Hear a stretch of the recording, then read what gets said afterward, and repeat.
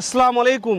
গত রাত্রে আপনারা সকলেই জানেন আমাদের কালিয়াচকের জালালপুরের ফাতেখানের একজন বাসিন্দা 60+ একজন বয়স্ক মানুষ পাপড় বিক্রেতা, দিনে হয়তো 200 টাকা ইনকাম করতেন। অনেক মানুষ রয়েছে যারা বেঅন্যায় করে ডাকাতি করে চুরি ছিনতাই করে দিনের বেলা 2 লাখ টাকা 5 লাখ টাকা ইনকাম করছে, চোর ডাকাতি করছে, তাদের জন্য প্রশাসন অবশ্যই তারাকে ধরছে।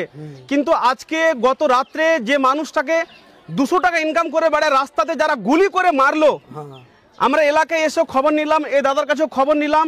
তিনি বললেন কারো সাথে কোনো রকম লেনদেনও জড়িয়ে ছিলেন না। দেখতে পাচ্ছেন টালির একটা সাধারণ ছাউনি দিয়ে বাড়ি, এই সময় কালিয়াচকের বুকে এরকম একটা বাড়ির মানুষ, ওই দাদিমা কান্নাকাটি করছে। সেই দাদু আপনারা জানেন 60+ বয়স, মারা গেছেন। কিন্তু এত বড় দুর্ঘটনার পর আমরা দেখেছি আমাদের এসডিপিও স্যার ফাইজাল স্যার যথেষ্ট কাজ করছেন, কালিয়াচকের প্রশাসন যথেষ্ট সাহায্য করছেন।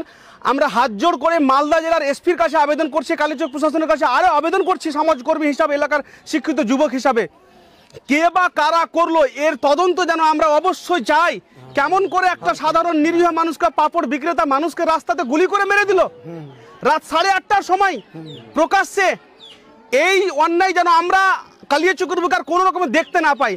খুব অসহায় পুরো কালিয়াচকবাসী, আমাদের আস্থার পর থেকে চোখে জল আসছে।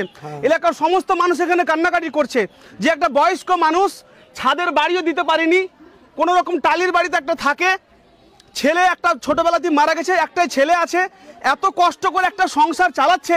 আর আমাদের কালিয়াচকের বুকে যখন শিক্ষা দীক্ষা ব্যবসা অন্যরকম উন্নত, কালিয়াচকের যদি আমরা নিয়ে কেউ খারাপ কিছু বলছে, আমরা সুনাম করছি, সেই কালিয়াচকের কেউ যদি উল্টো পাল্টা করে এরকম করে দুষ্কৃতীরা গুন্ডামি করে এভাবে করে, তাহলে কালিয়াচকের মানুষের দায়িত্ব হবে, প্রশাসনের দায়িত্ব হবে এই সমস্ত দুষ্কৃতীকে ধরে আনা।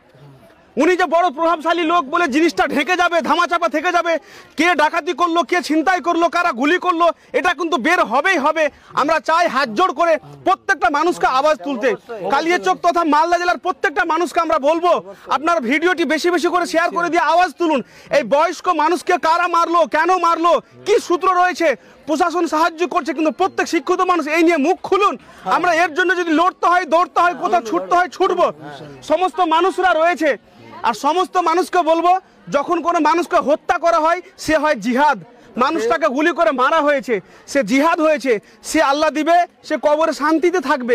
এই সমস্ত মানুষগুলোকে বলবো আপনারা ধৈর্য ধরুন, কান্নাকাটি করবেন না। তার মৃত্যুর সময় কষ্ট কম হবে, কবরে সে ভালো থাকবে। কিন্তু এইভাবে যদি মানুষকে অপরাধ করে গুলি করে মেরে দেয়, এর বিরুদ্ধে আমরা আওয়াজ তুলতে হবে। সেই আওয়াজ তোলার জন্য আজকে আমরা এসেছি, আপনারা সকলে আওয়াজ তুলেন। আসসালামু আলাইকুম। খুবই পাড়াতে যেটা মানে মানুষের কাছে জানলাম যে উনি একজন মানে খুবই সাদা সিধা লোক,